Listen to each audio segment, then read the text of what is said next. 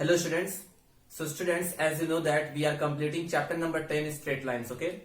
Students, till now we have discussed about the slope of a line, the inclination of a line, the condition of parallelism and condition of perpendicularity. And after that we have studied the various forms of equation of the line. In the various form of equation of the line, there were 5 forms. First one was point slope form. Second one was 2-point form. Third one slope intercept. Fourth one intercept, and the last one is normal form. Okay, so based upon this form we will solve few important question today. Okay, so all the question based upon various forms of equation of the line are given in the exercise 10.2. The starting question of exercise 10.2 is very simple, and I will tell you only selected question from this exercise. Okay, remaining you can do by yourself. They are very easy. Okay, so we will start from the question number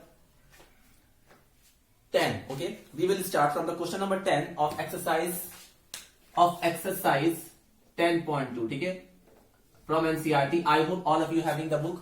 ठीक है, so now student, see question number 10 is that, let me write the question. Find the equation of the line. Find the equation of the line. Find the equation of the line passing through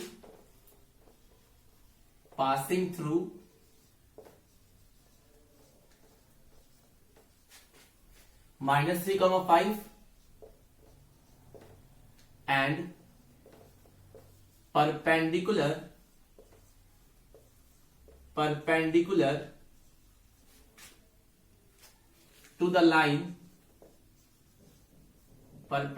to the line through the points 2,5 and 3,6. ठीक है, this is the question. It is the 10th question of your exercise 10.2. ठीक है, it is the question number 10. ठीक है, you can see from your book, and I am expecting that you all having your maths book. ठीक है, so question is that find the equation of the line passing through minus 3,5 and perpendicular to the line through the points this. ठीक है, तो हमें उस line का equation find करना है जो इस पॉइंट से पास कर रही है, और एक दूसरी लाइन है जो कि इस पॉइंट से पास कर रही है, वो उसके परपेंडिकुलर है. ठीक है, तो सपोज स्टूडेंट एक लाइन है जो कि इन दो पॉइंट से पास कर रही है. Suppose this line is like this. ठीक है, line is like this. Suppose it's one point is 2,5 and B is 3,6. तो हमें उस लाइन का इक्वेशन फाइंड करना है जो कहां से पास कर रही है, माइनस 3,5 से, और इस लाइन के क्या है, परपेंडिकुलर. मतलब कि मुझे इस लाइन का इक्वेशन फाइंड करना है, लाइन L का, जो कि कहां से पास कर रही होगी, मान लो माइनस 3,5 से पास कर रही है. ठीक है, और ये वाली लाइन इस वाली लाइन से क्या है, परपेंडिकुलर है. ठीक है, तो हम क्या कर सकते हैं, slope of the line AB. ठीक है, लाइन AB का हम लोग स्लोप फाइंड कर सकते हैं स्टूडेंट. लाइन AB का, एक्चुअल में ये तो लाइन है लेकिन दो एंड पॉइंट दिए हैं, तो अगर दो एंड पॉइंट दिए तो किसी भी लाइन का हम लोग दो पॉइंट्स दिए हुए हैं तो उनकी मदद से हम स्लोप फाइंड कर सकते हैं. तो अगर स्लोप ऑफ लाइन AB निकालें हम लोग, तो हम जानते हैं formula y2 minus y1 divided by x2 minus x1. ठीक है, नाउ y2 x, सपोज ये x1 y1 है, ये x2 y2 है, so our answer will come 6 minus 5 divided by 3 minus 2, so it will come 1 by 1, यानी कि 1. ठीक है, 1 आएगा, यानी कि इस लाइन का जो स्लोप आया जो पास कर रहा है 2,5 और 3,6 से 1. ठीक है, तो हमें इस वाली लाइन का स्लोप निकालना है, एक्चुअल लाइन जिसका इक्वेशन हमें फाइंड करना है. ठीक है, हमें इस लाइन का इक्वेशन फाइंड करना है स्टूडेंट. ठीक है, इस लाइन का इक्वेशन फाइंड करना है, और ये इस पॉइंट से पास कर रहा है, तो पहले इसका एक स्लोप फाइंड कर लेते हैं. ठीक है, तो हम जानते हैं कि लाइन L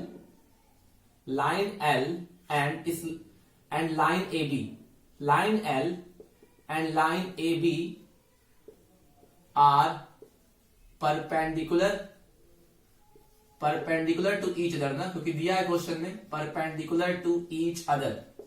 ठीक है, and if they are perpendicular to each other, so we can say slope of line L into the slope of line L into the slope of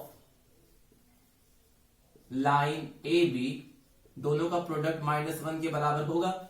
मान लो इस वाले लाइन का जो स्लोप है, सपोज इस line का जो स्लोप है सपोज m है, ठीक है, m है, तो यहां मैंने m लिख दिया, और slope of line A B 1 है, ठीक है, slope of line A B is 1, तो is m into 1 is equal to -1, तो यहां से m की जो वैल्यू आएगी वो -1 आ गई, ठीक है।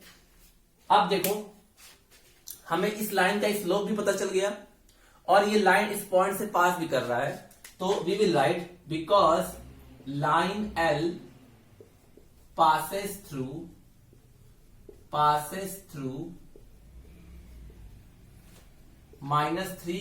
5 and its slope is -1। तो देखो पॉइंट दिया हुआ है, स्लोप दिया हुआ है, so we can use the point slope form. So the equation of the line will be with the help of point slope form is y minus y1 is equal to mx minus x1, ठीक है। Now put all the values students, so it will come y minus 5 is equal to -1 x plus 3. So when you will solve it, you will get y minus 5 is equal to -x minus 3, ठीक है। Transfer these two to this side, so we will get x plus y minus 5 plus 3 equal to 0. So equation will be x plus y minus 2 equal to 0. So this will be the equation of the line, ठीक है। पहले हमने उस line का slope find कर दिया condition of perpendicularity लगा के, फिर वो लाइन इस पॉइंट से भी पास कर रही थी, तो हमको पता है कि अगर स्लोप गिवन हो और पॉइंट गिवन हो, then with the help of point slope form we can easily write the equation of the line, तो हमने लिख दिया, ठीक है। सो ये उसका आंसर होगा, that is x plus y minus 2 is equal to 0. तो प्लीज नोट डाउन, ठीक है। मैं लिख देता हूं question number 12। Find the equation of the line, find the equation of the line, equation of the line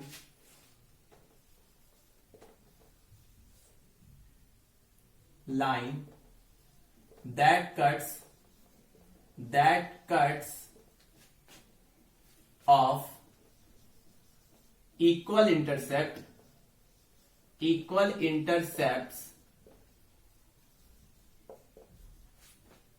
intercepts on the coordinate axis, and passes through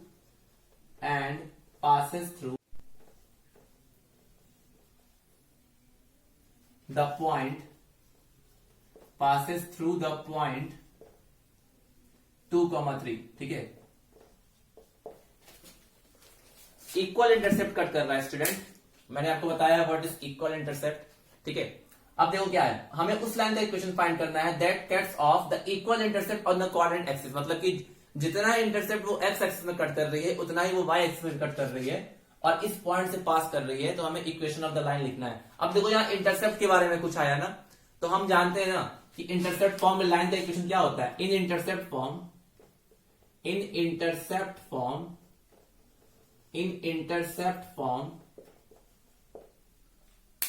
the equation of line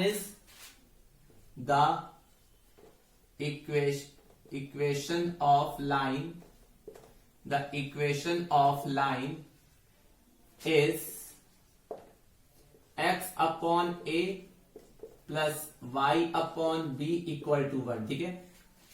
ये होता है intercept form में line का equation, ठीक है।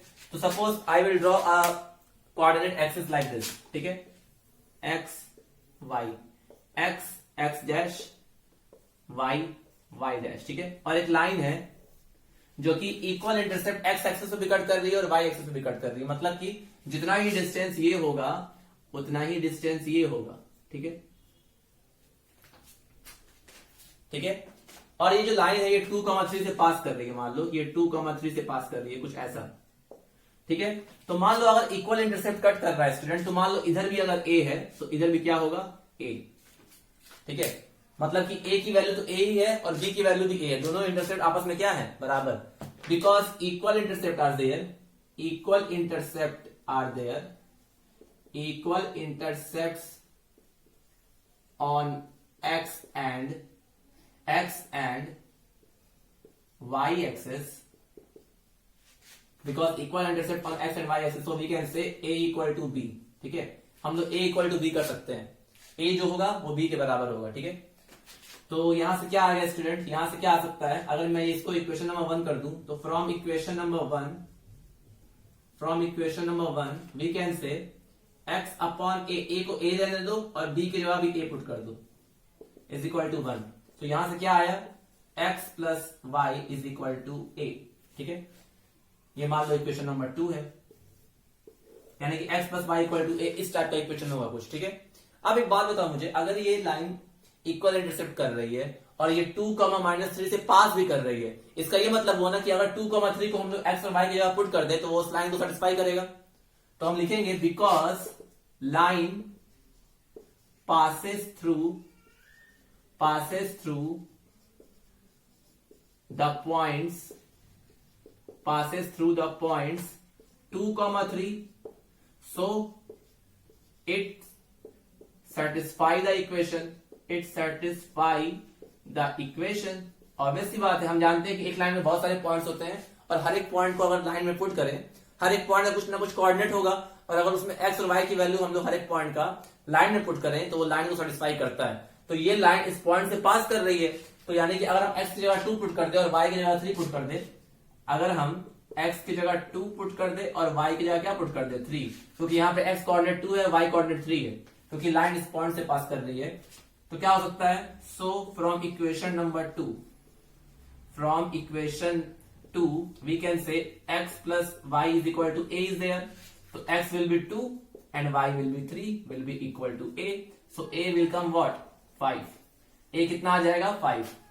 तो अगर a 5 आ जाएगा स्टूडेंट, तो अगर हम लोग a की वैल्यू यहां पुट कर दे तो हमें लाइन का इक्वेशन मिल जाएगा। ठीक है, सो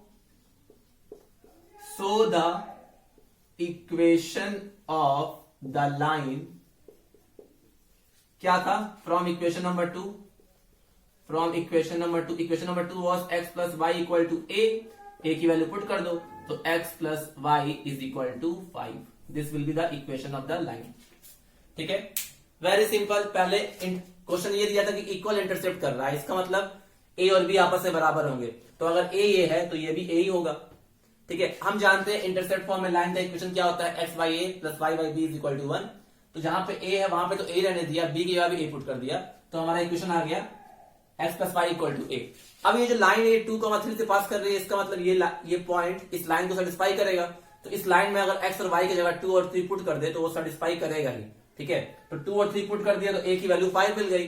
अब क्योंकि हमको इक्वेशन ऑफ द लाइन लिखना है तो उसमें x और y आने चाहिए और a की वैल्यू पता होनी चाहिए, तो इस वाले फॉर्म में हम a इक्वल टू 5 पुट कर दे अगर, तो हमारा इक्वेशन ऑफ द लाइन मिल जाएगा which is equal to x plus y equal to 5। ठीक है, so this is also a very good question, so please note down it. After that I will solve 2 or 3 more questions. Okay, please note down it.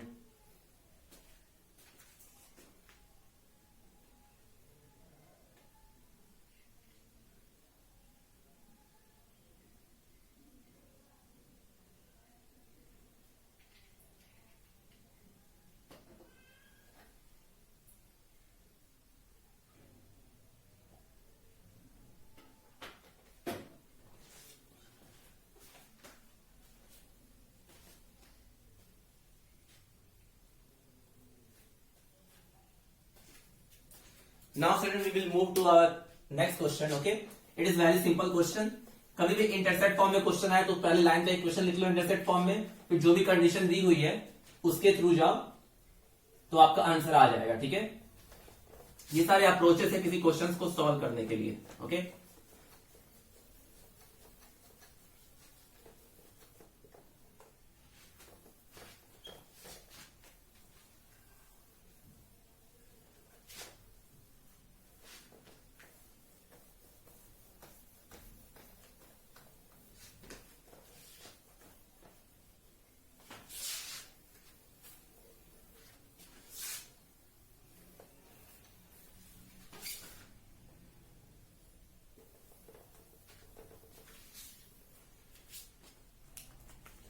Now student after that third question number 13 is also very simple, ठीक है, ये भी कर लेते हैं एक बार, ठीक है, ये भी बहुत इजी है।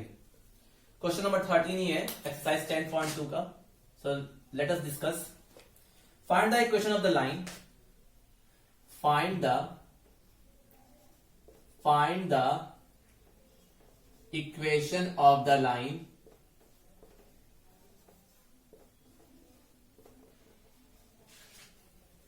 passing through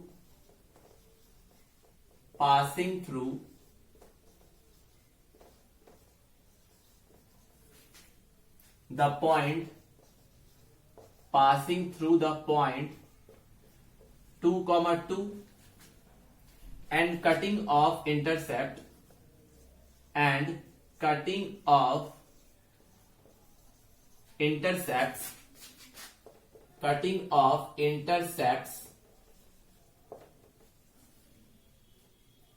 on the axis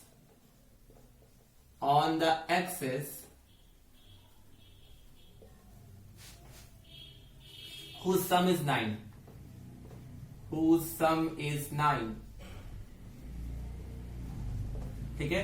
ये है क्वेश्चन कि we have to find the equation of the line जो इस पॉइंट से पास कर रही है और एक्सिस पे जो इंटरसेप्ट कट कर रही है उनका सम कितना है 9। तो अगेन इंटरसेप्ट आ गया इसमें, तो हम लोग इंटरसेप्ट फॉर्म वाला एक बार यूज कर सकते हैं इसमें, ठीक है।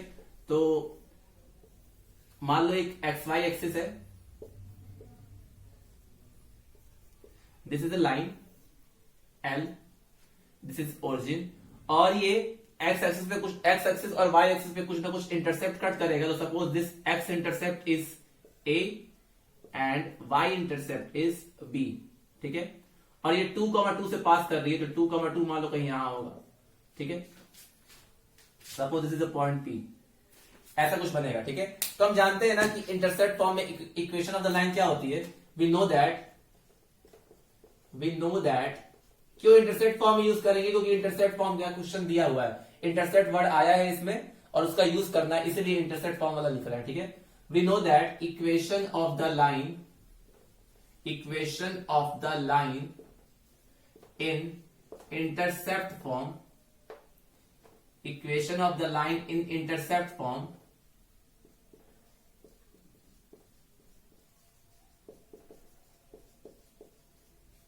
x upon a plus y upon b is equal to 1, जहां पर a होता है x इंटरसेप्ट, b होता है y इंटरसेप्ट।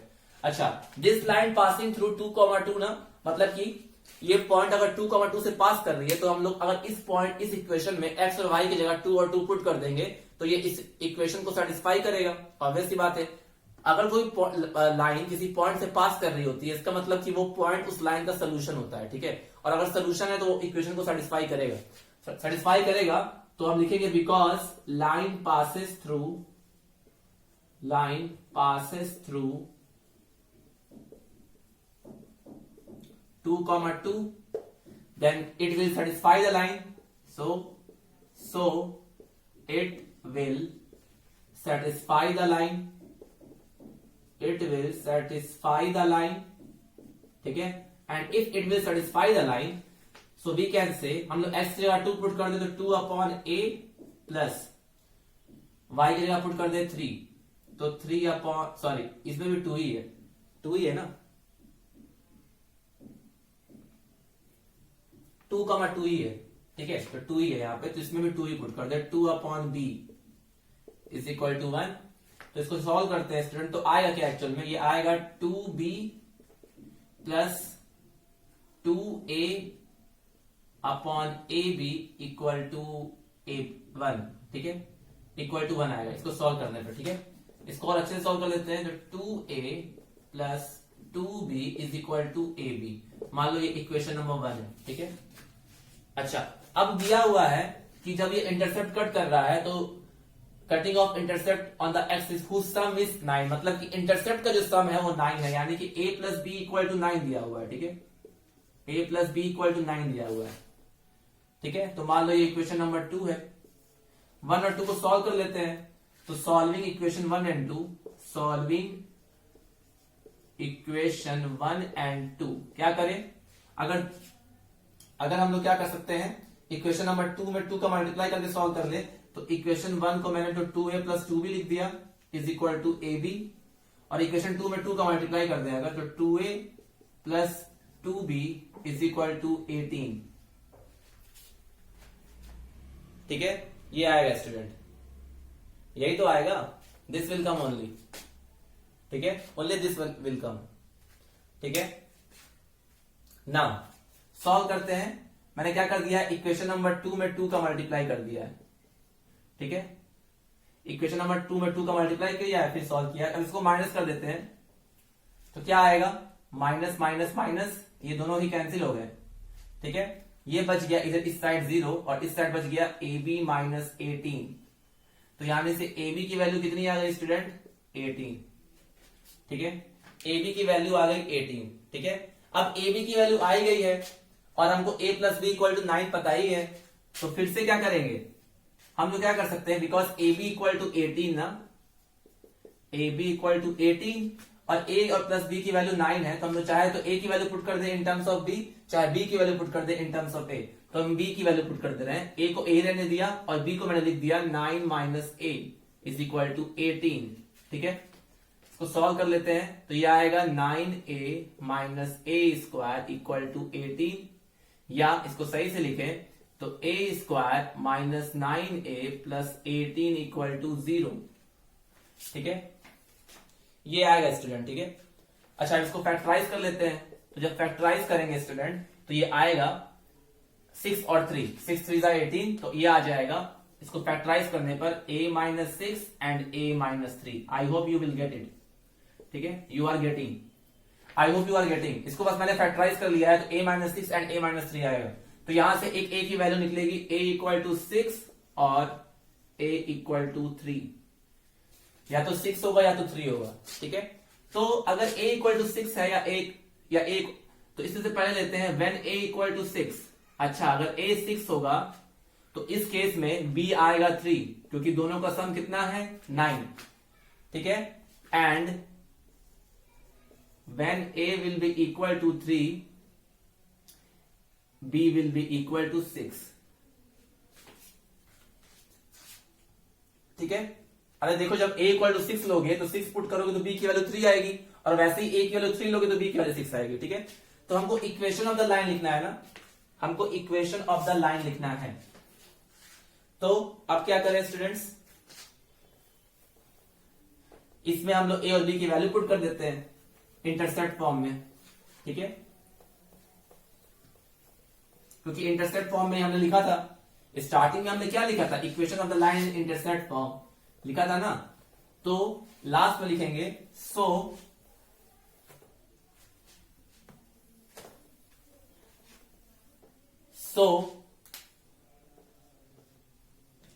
वहां स्टेप के बाद equation of the line, so equation of the line क्या था student, x upon a plus y upon b equal to 1, यही होता है equation of the line in intercept form. तो अगर मैं अगर हम क्या पुट कर दे, a इक्वल टू 6 और b इक्वल टू 3, तो इस केस में इक्वेशन ऑफ द लाइन क्या होगा, x upon 6 plus y upon 3 is equal to 1। Solve कर लोगे इसको तो एलसीएम 6 होगा, that is x plus 2y equal to 1, so x plus 2y equal to 6। एक इक्वेशन ये आ गया। और if a equal to 3 and b equal to 6, अगर ये होगा तब क्या होगा, equation of the line, so in this case equation of the line will be x by 3 plus y upon 6 equal to 1। ठीक है, इसको सॉल्व करेंगे हम लोग तो क्या आएगा हमारा आंसर,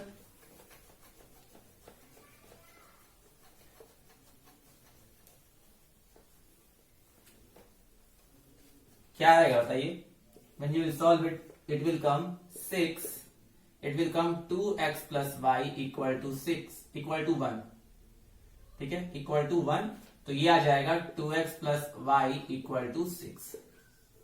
यही दो इक्वेशन मिलेंगे आपको। ठीक है, दो केस लेना पड़ेगा स्टूडेंट, क्योंकि दोनों केस आपको दो, ए की भी दो वैल्यू आ रही है और बी की भी दो वैल्यू आ रही है, तो जब a इक्वल टू 6 लोगे तो b 3 होगा, उस केस में equation of the line a और b की जगह ये वैल्यू पुट कर देना तो a की इक्वेशन मिल जाएगा। ऐसे ही जब a 3 लोगे और b 6 लोगे तो उस केस में अलग इक्वेशन मिलेगा, ठीक है। और दोनों में ही उनके इंटरसेप्ट का जो सम है वो 9 ही आएगा, आप चेक कर सकते हो, ठीक है। तो इस तरह से हमने क्वेश्चन नंबर 13 भी डिस्कस कर लिया students. There are total 20 question. देखिए बिल्कुल वही आया है, x plus 2y equal to 6 and 2x plus y equal to 6, ठीक है।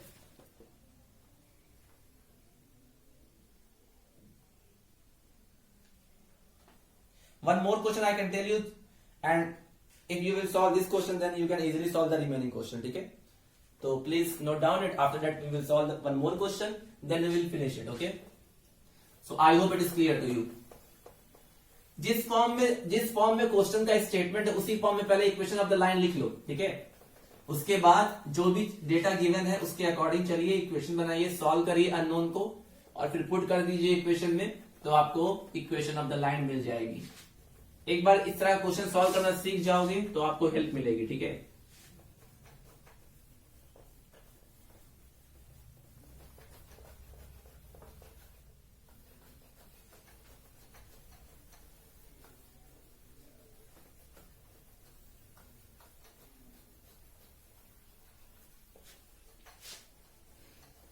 चलिए एक और क्वेश्चन डिस्कस कर लेते हैं फिर फिनिश करते हैं, ठीक है। नाउ देखिए 14th क्वेश्चन। बेटा 14th question is very easy. We have to find the equation of the line through the point 0,2 making an angle 2 pi by 3 with the positive x axis. Also find the equation of the line which is parallel to it and crossing the y axis at a distance of 2 unit, ठीक है। अच्छा, बहुत अच्छा question है ये भी। Question number 14 में लिख देता हूं जिससे आप समझ पाए, ठीक है। क्वेश्चन नंबर 14 है आपका। तो मैंने 10 से स्टार्ट किया था और हम कहां पे पहुंच गए स्टूडेंट? क्वेश्चन नंबर 14 पे, ठीक है। Find the equation of the line, find the equation of the line, equation of the line through the point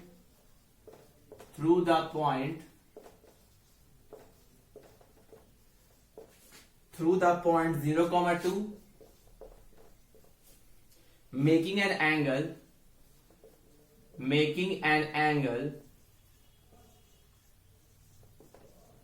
2 pi by 3. 2 pi by 3 is known as 120 degree, okay, with the positive x axis, ठीक है। also find the equation of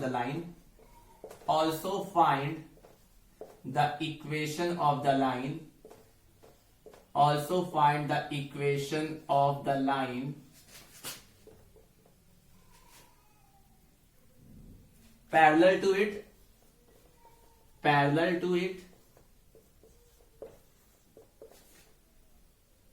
and crossing the y-axis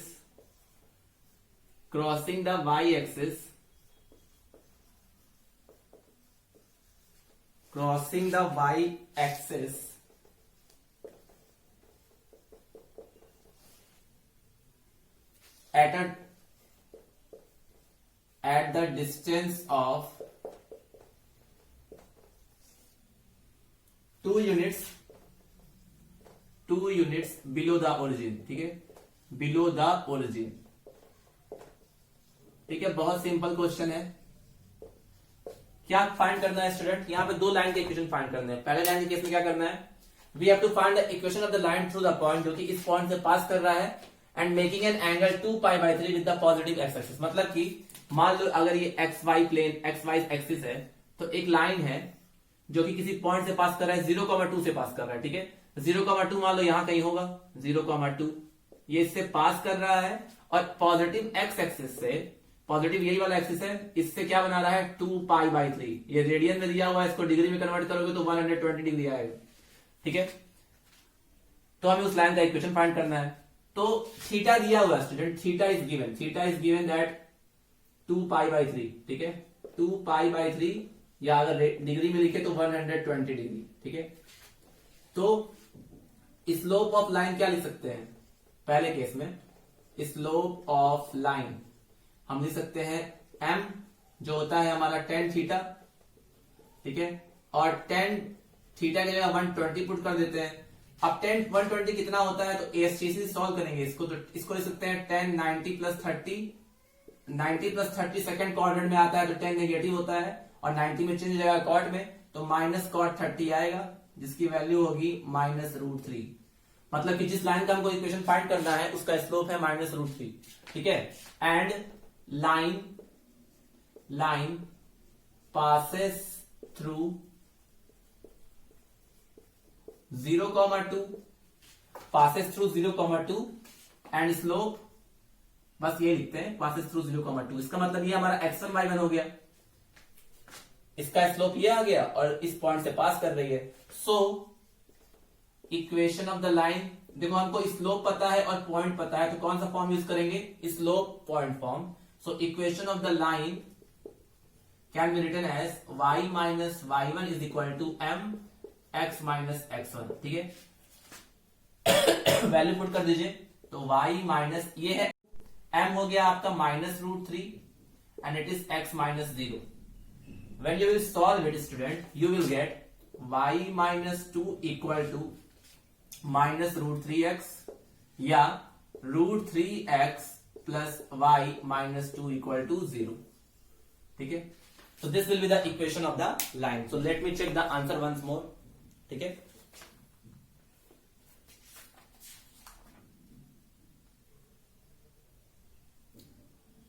yes, एक answer तो हमारा आ गया, ठीक है। अब देखो और क्या प्रूफ बोला है आगे, also find the equation of the line which is parallel to it. किसके पैरेलल है, which is parallel to it का मतलब इस लाइन के पैरेलल है। जो लाइन हमने निकाला है अभी, हमें एक दूसरी लाइन फाइंड करनी है, उसका इक्वेशन जो इस लाइन के पैरेलल है, ठीक है। इसका तो हमने इक्वेशन निकाल लिया, अब क्या फाइंड करना है, find the equation of the line parallel to it. Parallel to it का मतलब जो लाइन हमने पहले ड्रॉ किया वो इसके पैरेलल है, ठीक है। इसके पैरेलल होगी अगर स्टूडेंट, अगर वो पैरेलल है और and crossing y axis at a distance of 2 units below the origin, मतलब कि इसके पैरेलल है तो या तो ऊपर होगी या तो नीचे होगी और कहां से पास कर रही है, 2 unit below the origin. y axis को 2 units below the origin cut कर रही है, तो इसका मतलब वो दूसरी लाइन कुछ ऐसी होगी, ठीक है। ये हमारा लाइन 1 था, ये हमारा लाइन 2 है, इसका हमने इक्वेशन फाइंड कर लिया, ठीक है। हमें अब इसका फाइंड करना है। अब ये जो लाइन L2 है ये L1 के पैरेलल है, ठीक है। तो अगर पैरेलल है तो पैरेलल केस में slope of both the line will be same, because line L2 is parallel to line L1, या सिंपली ऐसे लिख सकते हो L2 is parallel to L1, question में दिया हुआ है। तो हम ये कह सकते हैं slope of L2 will be equal to slope of L1। मान लो स्लोप ऑफ L2 हमने इस लाइन का मान लिया m, इसका भी m ही मान लिया, और स्लोप ऑफ L1 हमने निकाला था -√3, तो इसका भी क्या होगा -√3, दोनों का स्लोप आ गया, ठीक है। अच्छा, अब ये जो दूसरी लाइन है ये y एक्सिस को 2 unit below the origin cut कर रही है, इसका मतलब इस पॉइंट का कोऑर्डिनेट क्या होगा स्टूडेंट, 0,-2, क्योंकि y एक्सिस को नीचे की तरफ कट करेगी तो 0,-2। अब देखो इस लाइन का हमें स्लोप पता चल गया और ये लाइन पास कहां से कर रहा है, 0,-2, तो लिखेंगे because line L2 passes through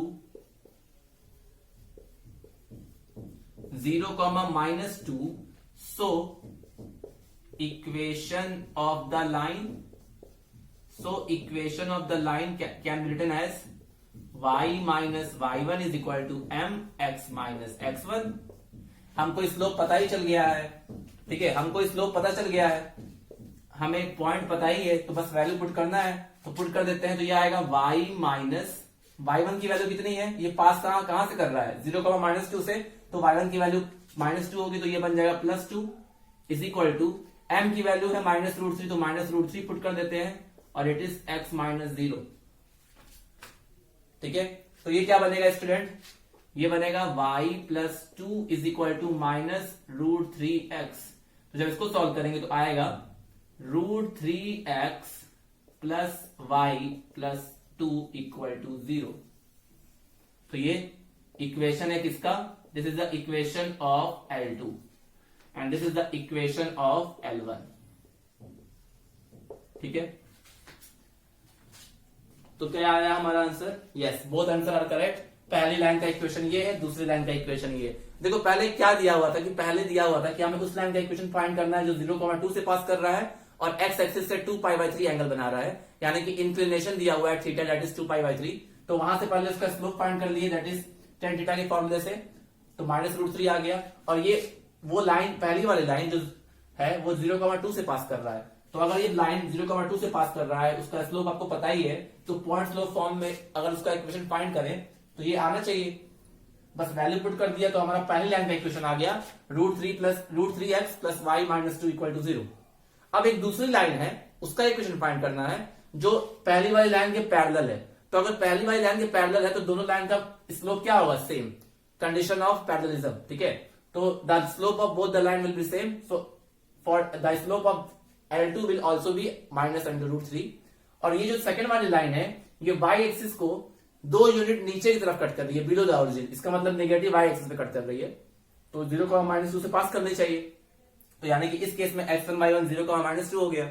बस फिर से स्लोप पता है, पॉइंट पता है, तो पॉइंट स्लोप फॉर्म लगाया, सारी वैल्यूज पुट किया, तो हमें इक्वेशन ऑफ द लाइन मिल गया। ठीक है, तो students with the help of these concepts you can solve. देखो मैंने आज क्वेश्चन 10, 11, 12, 13, 14, 15 10 से स्टार्ट किया, 14 तक बताया। 5 question I told you and remaining first 10 question I had already discussed, and the remaining question is same as these questions. Okay, so apply all the concept whatever you have learned from the previous parts and solve the question. You will solve. Okay, you can solve. जितने भी concepts मैंने आपको दिए हैं उसको apply करिए और remaining question है उसको सॉल्व करिए। ठीक है, तो उसके मदद से आपका एक्सरसाइज 10.2 इजीली कंप्लीट हो जाएगा।